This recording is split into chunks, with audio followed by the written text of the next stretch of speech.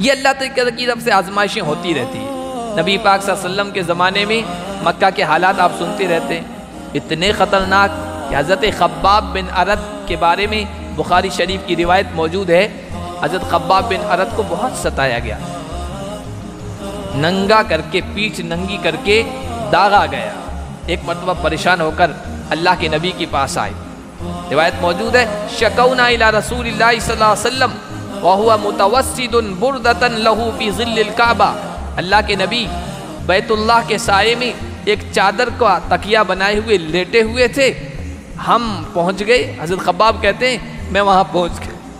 اور اللہ کے نبی صلی اللہ علیہ وسلم کو اپنی پیٹھ کھول کے دکھائی کہ یا رسول اللہ حالات اس طرح ہو گئے، دیکھیے کس طرح داغا گیا ہے، کس طرح پریشان کیا گیا ہے۔ الا تستنصر لنا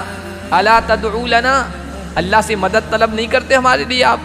اللہ سے آپ دعا کر دیجئے یہ حالات ختم ہو جائیں، آزمائشیں حد سے گزر گئی ہے۔ اللہ کے نبی صلی اللہ علیہ وسلم جو ٹیک لگائے ہوئے بیٹھے تھے، ٹیک چھوڑ دیا، یوں سیدھے بیٹھ گئے اور پھر کہا قد کان من قبلکم یؤخذ الرجل،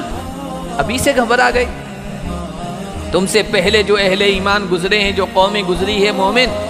ان میں سے ایک ایمان والے کو لایا جاتا تھا، فیحفر لہ فی الارض، زمین میں اس کے لیے گڑھا کھودا جاتا تھا، فیجعل فیہا، اس گڑھے میں اس کو ڈال دیا جاتا تھا، فیجاء بالمنشار، اور پھر آرا لایا جاتا تھا، فیوضع علی رأسہ، اور اس آرے کو اس کے سر کے بیچ میں رکھ کر چلایا جاتا تھا، فیجعل نصفین،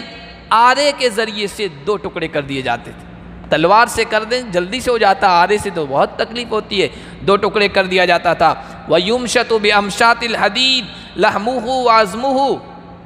اور کسی اہل ایمان کو لایا جاتا تھا اور لوہے کے کنگے کے ذریعے سے اس کے جسم کو نوچا جاتا تھا، اس کے گوشت کو اس کی ہڈیوں سے الگ کر دیا جاتا تھا، لیکن ما يَصْرِفُهُ ذَلِكَ عَنْ دِينِهِ، اپنے دین پر وہ اتنا مضبوط ہوتا تھا کہ اس طرح کی آزمائشیں بھی اس کو دین سے نہیں ہٹا پاتی تھی، توحید سے ڈگمگا نہیں پاتی تھی۔ پھر اللہ کے نبی نے کہا گھبراؤ مت، واللہ لیتمن ھذا الامر، خباب گھبرا گئے ہو، گھبراؤ مت، قسم بخدا، میرے رب کی خالق کی قسم کھا کر میں محمد کہہ رہا ہوں، یہ معاملہ یہ دین مکمل ہو کے رہے گا، غالب ہو کے رہے گا۔ آج تو مظلومیت کا دور ہے، بیچارگی کا دور ہے، تم اپنے اوپر ہونے والے ظلم کو یہاں آ کے روتے ہوئے بیان کر رہے ہو، لیکن امید رکھو اللہ کی ذات سے، اللہ ہمیں غالب کرے گا، اللہ اس دین کو غالب کر کے رہے گا، اور یہ دین اتنا غالب آئے گا حتی یسیر الراکب من صنعاء الی حضرموت، ایک سوار صنعاء سے حضرموت، دو بڑے شہر تھے، اہل عرب سب جانتے تھے، آج بھی موجود ہیں،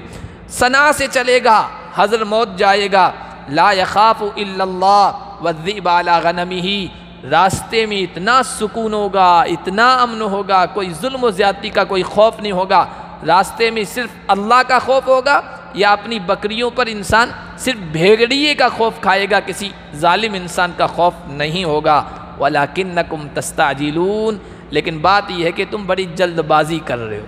چاہتے ہو جلدی اللہ کی مدد آ جائے، اللہ کی مدد آتی ہے، لیکن جب ظلم آخری درجے تک پہنچ جاتا ہے اور پھر اس کا خاتمے کا جب وقت قریب آتا ہے تو وہ وقت اللہ کی مدد کے اترنے کا ہوتا ہے، اس لیے جلد بازی نہ کرو، اللہ کی مدد آئے گی۔